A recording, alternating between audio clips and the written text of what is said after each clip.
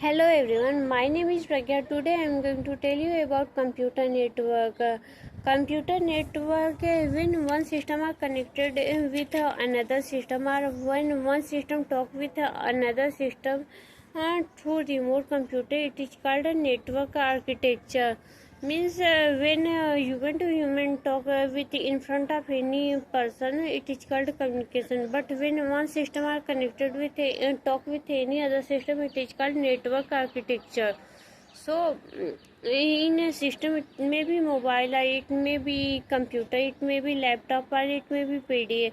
Any system are connected with any another system nowadays. It is possible because of network architecture. So for converting means talk one system to any other system, we firstly need to convert digital data into analog data, or analog data into digital data. So for converting digital into analog, or analog into digital, it is happen in the physical layer. Means when we are talking about layer, it is 5 layers. So at first it is a physical layer in which data means digital are converted into analog, or analog are converted into digital. After that converting, we required a media where information can travel. It may be wired, or it may be wireless. Say Ethernet, Wi-Fi, Bluetooth, UMTS, LTS are used in this.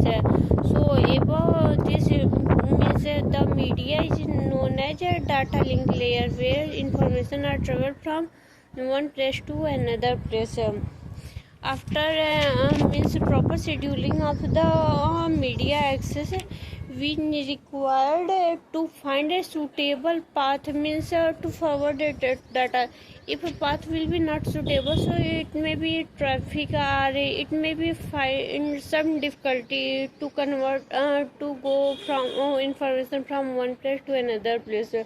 So we required a suitable path to forward the data. So to finding a suitable path, we required a network. So first we required a physical layer. After that we required a data link layer, where we use media. It may be wired or wireless, and after that we required a suitable path to forward the data, which is known as a which is known as network. So after networking means nowadays many systems are connected with many other, means A are connected to B are connected to C are connected to D, and again D are connected to D are connected to D are connected to C. So all the systems are connected to each other. So we find a proper means in the traffic control of the network is necessary. For traffic control, we required a transport layer. So at the first we required a physical layer, after that data link layer, after that network layer, after that transport layer. And transport layer basically do means from information one place to another place through the TCP, UDP, RTP protocol. Protocol is a set of instruction which we know deeply in the means forwarding lecture. But if we want to know about after transport layer, one of the layer also comes, which is known as application layer. In application layer, HTTP, FTP, SMTP are used, which we are using in general means practical. When we are seeing anything in the website, it is first mentioned as HTTP. So when we are seeing in the home means any page of the website, HTTP are mentioned.